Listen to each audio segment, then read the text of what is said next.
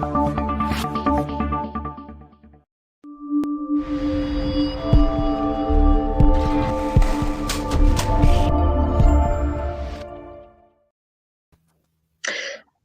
welcome to LinkedIn for Lawyers, True Stories of Client Acquisition Told by Attorneys. My name is Vik Rajan. I am your host. I am also the co-founder of Video Socials. We are predominantly a video blogging club where those kinds of professionals come on and record their video blogs and podcast promos together, fun and done. The purpose and the reason I do this podcast of LinkedIn for Lawyers is that I didn't want to do yet another how-to guru type lesson-filled podcast. I rather wanted to hear it from those who are experiencing the results themselves. Like, how are lawyers actually getting clients or doing business through LinkedIn? Like, does this thing actually work? And today we have yet another example, and you can catch this show just about every Friday, 1 p.m. Eastern. You can go to videosocials.net/watchlfl for LinkedIn for Lawyers. Or you can catch previous episodes on YouTube, Facebook, LinkedIn. It streams live on LinkedIn and Facebook and YouTube just about every Friday at 1 o'clock. And then you can catch it on just about every major podcast platform to listen to: Spotify, Stitcher, which I personally listen and use on my phone, but also Google Podcasts and Apple Podcasts. So without further ado, I'd love for us to get to know today's guest, Keren Birnbaum. Keren, can you share a little bit more about what you do for a living? I know a little bit from your website and LinkedIn, but for anyone meeting you for the first time, what do you do for a living? So I'm an attorney, shocking. I practice in the areas of trust and estates and elder law. I recently started a law firm with my partner, Jamie Lewis, and we are a boutique law firm solely practicing in estate planning, trust and estate administration, special needs planning, and elder law. So that's what we do. We have clients that range in ages we have clients even 18 years old, because even 18-year-olds need estate planning. And maybe that's a whole different conversation, but all the way up. My oldest client right now is 99. So we have something for everyone. And everyone does need an estate plan, whether you have lots of assets or don't have a lot of assets. And I've known Jamie for a number of years. I don't know if she mentioned that. And were you solo before partnering with Jamie? No, I've been with other firms. Okay. But this is it. No more. Yeah. All right. And now you're with your own firm. It's fun to be. Exactly. Can't run away from myself. So. Yeah, there you go. When did you start your practice or the firm? For this firm, we started just about 3 weeks ago, actually. So really? Okay. We are babies. We are just we're not babies. Our firm is a baby. Yeah, fair enough, yeah. So what was the impetus of starting your own firm, like as opposed to joining another larger firm? Yeah, well, doing what we do, customer service is number one for us. So we really wanted to build our practice together in a way that we can service our clients the way that we wanted to. So we are very into hand-holding. This is not an easy conversation for anybody to have. And we really need to respect that and take the time that clients need to feel comfortable. So we really are growing our practice based on that foundation. So that was the impetus. We have the same belief system, and we're excited to see where it takes us. That's cool. Do you, and it's hard to say a pattern in 3 weeks, but from your own career pattern, have you focused more on the elder care and elder law versus T&E, or how's the combination? No, actually, it's interesting. I would say I had used to focus more on the elder law, but COVID has really brought a younger generation to the estate planning arena. And I love working with the younger families because it's so fun to see their eyes open to the possibilities and to grow with them. So I really like working with the younger generation. Is it because like COVID kind of brought out, and I hate to smile while even saying it, but the mortality of it, where people realize that it can happen at any time?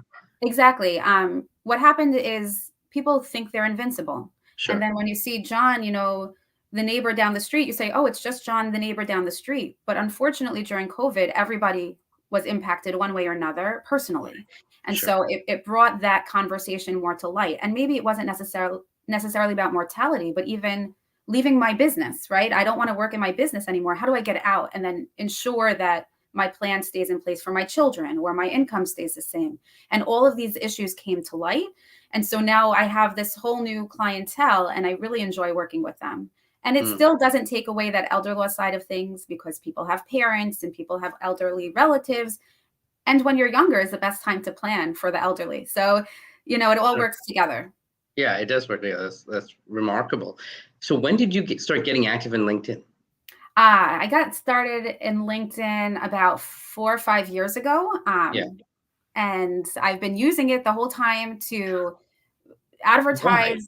Why? Yeah. Well, why did you, because very often, like even 5 years ago, it was like, people get like sucked in, like you get yet another, someone so-and-so has invited you to connect on LinkedIn, and we roll our eyes and connect. I'll tell you. So initially I was using LinkedIn to see other jobs, right? To see what other people were doing in the market. What people are doing to stay relevant, to keep in touch with other T&E attorneys, and to keep in touch with any other attorneys, because it's always good to have each other. But that's what I used it initially for, was I was looking for another job. And so you were employed. And that's how LinkedIn makes their money, right? I mean, it eliminates their basically HR recruiters, et cetera, pay them. I mean, sales professionals like myself also pay them. But and by the way, it works. It's a premium offer. You do Indeed, you do Monster. You're in the job Indeed, market, you're in the employment market, so that's how most people, most people are not in their own business, and so thus most people on LinkedIn are employed, and that's how they're using it, as kind of a job market, either actively seeking or passively seeking, and that's how you used it, and up until really relatively recently, when you went out onto your own firm. So for the past 4 some odd years, what did you then do? Were you active on LinkedIn, or were you more like watching? And I was a more passive user. I would definitely comment on posts of people that I knew. I wasn't posting as much. I think for LinkedIn, I looked at it as more of like a Facebook, which I'm learning is very outdated for the younger crowd. But I looked at it more as a Facebook for professionals, right? And some people do use it more personal than professional, but I always looked at it as more of a professional environment. So I was hesitant to post anything. I'm not a public person. I don't like to, share my dirty laundry. So when I thought it, maybe people were steering more towards that personal side, I wasn't into sharing that much. But as LinkedIn evolved, and as I evolved, seeing how to use LinkedIn, I definitely use it all the time now professionally, and I don't ever air my laundry. Yeah, I think for the most part, I would say 99% or 95%, like a big part, it is a professional platform, and it stayed that way, to their credit, because I think it's very, it's very alluring for LinkedIn wanting to be cool and wanting to be relevant in that way, but they stayed relevant, being really the only professional B2B, P2P platform. Facebook has Facebook Workplace, but that's not really like LinkedIn, and Instagram, TikTok, Snapchat. They're not, or even Twitter. They're not like what LinkedIn is. I mean, Twitter to some degree can be very used for professional, but obviously it can be used for non-professional and unprofessional as well. So from that aspect, LinkedIn has kind of stayed true to kind of being boring but practical, and thus carved a necessity out there. So now you've evolved, where not only from an employment standpoint, now in your own firm, how has that changed your activity on LinkedIn? Like, what have you been now doing? It's been a lot of fun, So I have been, I don't know, I'm getting this feedback again, but if you don't hear it, it's good. Okay, great. So I had used LinkedIn when I started using it. It's actually funny how this whole thing came about, but I started doing these Thursday thoughts, which I've been doing now, I think, for the past 3 years. And every Thursday I post a thought, a motivational quote or something about something. And I used it initially because a holiday was coming up and I wanted to post something, and I didn't know what to post, and I didn't want to write, happy holidays like everybody else. So I found a quote about it, and then I wrote happy holidays. And then I also I was like, oh, it's Thursday thoughts. So since then I was like, oh, this is a great marketing. It's a great connector, right? Because I just put Thursday thoughts there. I put a motivational quote on, and it can cast a wide spread upon whoever Yeah, wants. It's not sure. just business people that know me. It's somebody who liked my post. Maybe my husband liked my post, and now my husband's connections can see. I'm just using that as an example, but that actually happened. So it's evolved in that I've done these Thursday thoughts, but now I get this platform of people interacting with me, and I can post something about my new firm, right? I post an announcement. I started this new firm, and now my husband liked it. And now somebody at his work who I've never met said, "Oh, congratulations, your wife opened this new firm. What does she do?"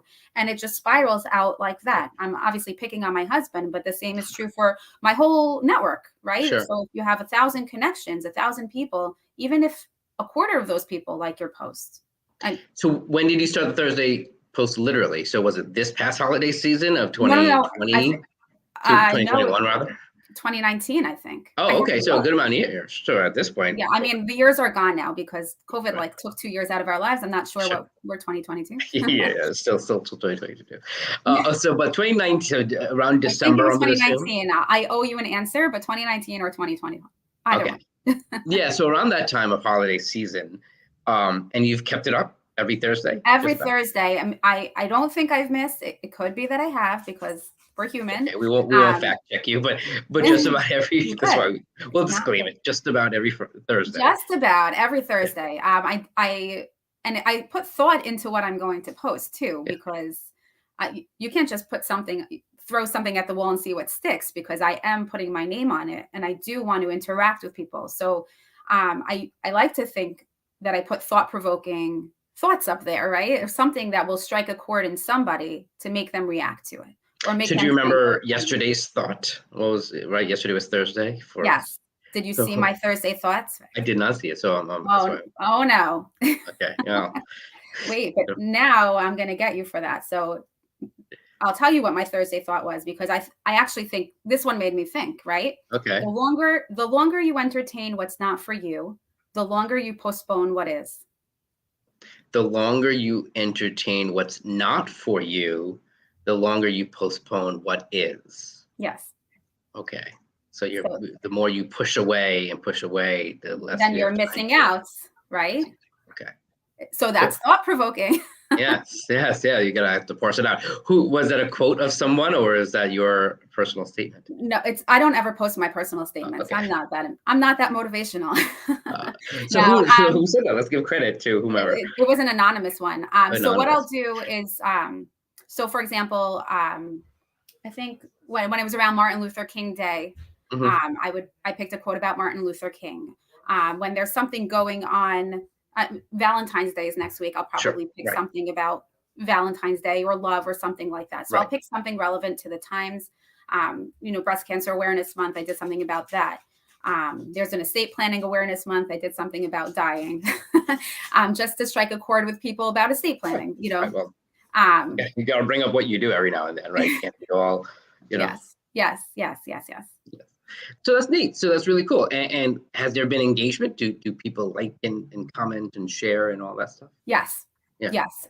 So I definitely have engagement. So Yeah. I know for myself, sometimes I'm scrolling through LinkedIn and I'll just like Yeah. a post because it's my Right. friend and just to support Right. them. So I do get a lot of those just, we're here, we Atta see girl. you. Hey, Right. how are you?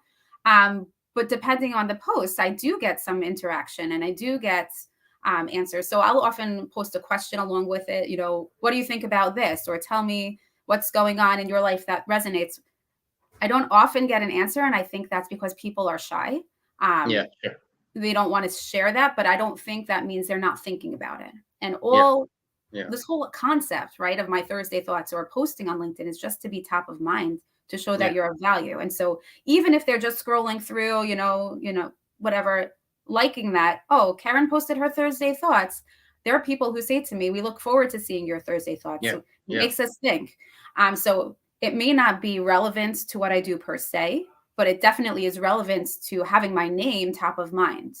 So Look, there's I value in all. mean, and there's something to be said, a lot to be said about being top of mind, because the opposite is that you're out of sight, out of mind. And Yeah. if you can't be remembered, you can't be referred. And all those pithy statements are true. So from that aspect, and everyone's so busy and overwhelmed that, we're barely thinking of, the real VIP relationships in our life. So unless you kind of, bring yourself to the forefront hopefully in something valuable, but quick and simple, then you're just kind of lost in the shuffle, especially in a platform like LinkedIn or any other social media where it is all the scroll, and now you're inserting yourself into someone else's life in a hopefully a relevant and a valuable and thought-provoking way. So that's something that you're doing on a consistent basis, Thursday Thoughts. Do you ever do any other posting? Yeah. So I post when there are changes in the law. Yep. I post relevant articles. If I do a blog, if I do a newspaper, so I obviously post that. And now that we opened this firm, so anything that's going on with Jamie, I'll post for her as well as vice versa. So we just opened our LinkedIn company page. Oh, cool. So of course. Check it out, Birnbaum Lewis. But I'm really actually learning what to do on the company page, because what you do on a company page is very different than what you do on a personal page. And you probably can do a whole blog on that too, Vik, right? Yes, there's a lot to say. But and just in short, I would say put the focus still on Jamie's profile and your profile, because there's going to be a lot more activity, or interactivity, I should say, engagement there, because it's people to people as opposed to the company page, which is kind of purposely inanimate object, right? And it's not as interactive. So you're on the right track, keeping it. Just link consistent. Everybody, right? You just exactly. I mean, it's good as a hub. So as you have staff and employees and other connections that are with the firm, that's the hub where everyone can kind of be and congregate. Right. But it's your personal profile that really interacts. So you're on the right track. So how often are you? You mentioned your own blogging. So are you posting blog articles, or what are you posting? So not right now, because we're in the trenches of just starting a law firm. 3 weeks. Yeah, but yes, the goal is obviously to increase the amount of blogs we're doing. Maybe we switch off whatever we're doing, and put out some newsletters. And once you put out the newsletters, now you have all of these articles that you can reference. Yeah. So what I had been doing in the past, when I was creating more content, I would do a post on a Tuesday, and then a Thursday thought on a Thursday, and then start each week afresh. This way you're getting actual content that relates to what I do. And then you're getting the other side, right? The more everyone can read it. Personal. 2 seconds. Exactly. Yeah. More general, I should say, not necessarily personal, but general, more general. That's right. So Tuesday T&E. And Thursday. Ooh, I'm going to coin that. Tuesday. All right, there you go. I should have had an IP attorney here. But yeah, good. Go for it. So let's segue into, like, has this stuff worked? We talked a little bit about engagement, that yes, people are sharing you and commenting, liking, a little bit of ad growth, which is great. Has it actually resulted in results of actual client conversations? Absolutely. The short answer is yes, because that's why you're on the show. 100%. 100%. So how has it led to it? And can you give us an example? Absolutely. So there are people that, you're on these networking meetings and you meet this one-off and then you never see them again, but you connect on LinkedIn. Well, you think it's a one-off, but it's actually not, because I've been contacted, and I do the same, by the way. So it's not just one way, but I've been contacted by people. Oh, we met at blah, blah, blah. I see you post all the time. It made me think, I have this client who needs XYZ. Is that something that you can help them with? And even if I can't personally help them with, it gives me an opportunity to say, I can't help you, but contact Jane. Jane can help you. Or contact, somebody else in my network that I would want to refer business to, or vice versa. And so it's not always what I'm putting out there. It's just that top of mind thing. And I'm getting these emails and vice versa, like I said. So I get to use it as my network also. I get to reach out to people who are doing certain things and say, hey, I have a client who needs to do this. I saw the other day you posted about that. Can I connect the two of you? So, hold that thought. The fact that you're able to reciprocate is even more powerful. But the fact that you're also able to receive, for a lot of people, is kind of like the fantasy of LinkedIn, where yes, they're promised that holy grail that it's a great word of mouth connecting networking tool, where these networking connections that you would kind of ordinarily drift away is a way for you to kind of stay connected, literally top of mind, and that yes, people will actually send you a message based on your posting. How often has that really happened, where people reply to one of your posts or send you a direct private message on LinkedIn or through email, but because of your post, and it's actually led to a referral, and if not a client? Has that happened often, or is it like once? It's not once. I want to say that it happens. I would say, I don't know, it's like hard to put a number on it, but maybe 10 a year. So maybe That's once a month, almost once a month, good. which is Right. tremendous. So, but I will say that it doesn't always translate into a client. Sure. But that's okay, because Right. it's not always about the end game, right? It's Sure. about being there and being Yeah. thought of, because Correct. that's value in and of itself. Look, the fact that once a month someone is actively referring someone relevant, it's not like, here's a matrimonial case which has nothing to do, or not nothing to do, but isn't what your practice area, Don't mind, it or has nothing to do is that with a me. criminal, right? So it's not like completely off random, but here's relatively quote unquote qualified, that someone, maybe another attorney, knows that this is your area of law, and they're saying, Karen, here is someone you ought to talk to. Is this someone relevant? And you're saying yes, and maybe you have that client conversation, and maybe it's not the right fit, not the right time. But if that happens once a month, for the listeners and viewers, think about how many other marketing activities we're doing. Does that yield a new quote unquote lead or referral potential client once a month? Right. So in that aspect, to say that you're doing 2 posts a week relatively, as an average number, and that itself, and of course, there's also other factors. You're connected with the right people. You're obviously affable and have a great personality. And you're great at what you do, I'm assuming. So all those things are factoring in, but you're nonetheless, and a lot of other people are nice and competent, but you're also taking that extra step of doing more or less 2 posts a week on LinkedIn. And do you also take time? You mentioned that you do the reach out if you have a potential referral for someone else.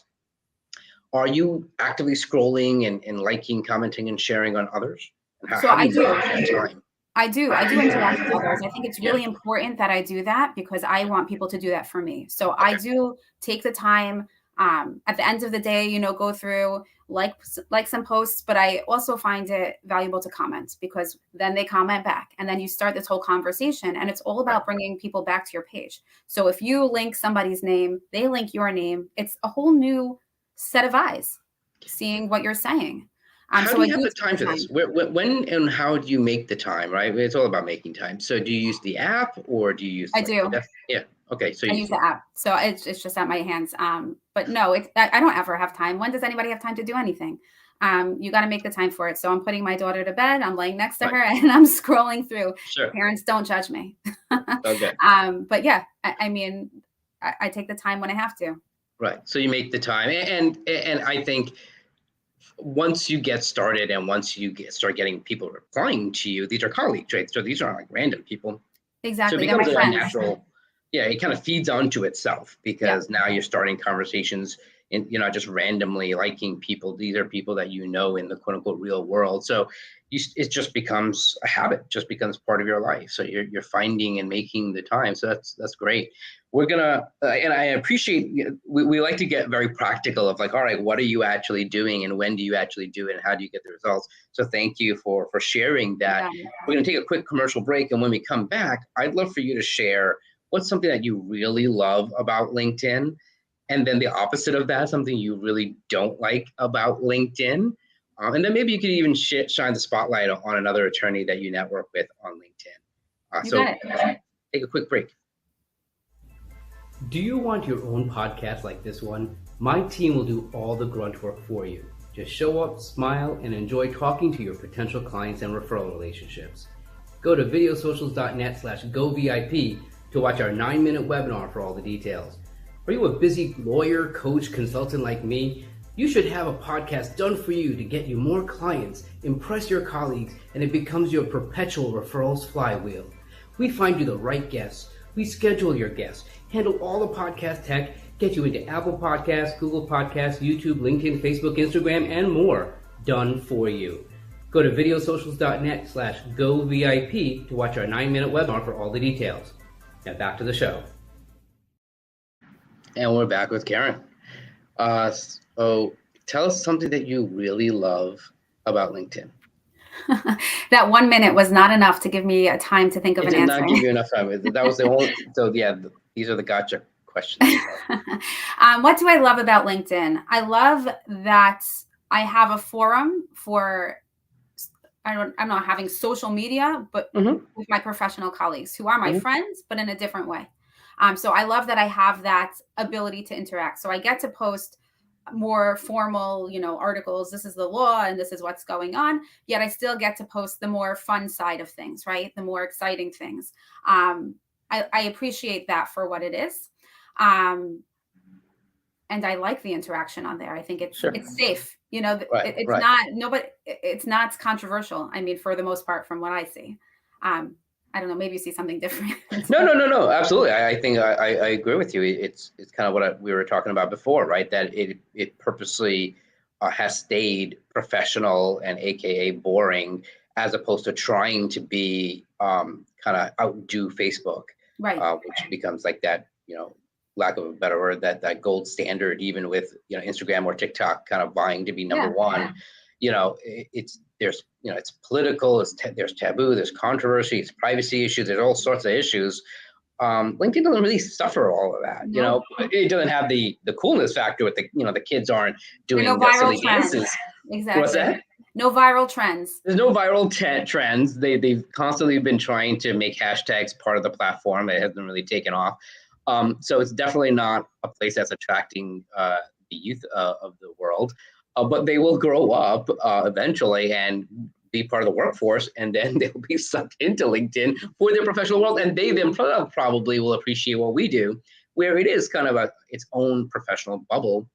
Right. So we can call it a social network, but it's a professional network, like you were mentioning. So that's something that you really love about LinkedIn, right? It enables you to kind of keep connected with your colleagues who you're friendly with. What's something that you don't like about LinkedIn? Oh, goodness. What don't I like about LinkedIn? Huh. I think LinkedIn. It has to be something. Well, they're trying to be on the up and up. So I don't like that they keep what do they have? Like the things at the top of the screen where you could do like a 10-minute, not 10 minute, like, what is it? There's like LinkedIn, wheel. LinkedIn audio. What's the wheel?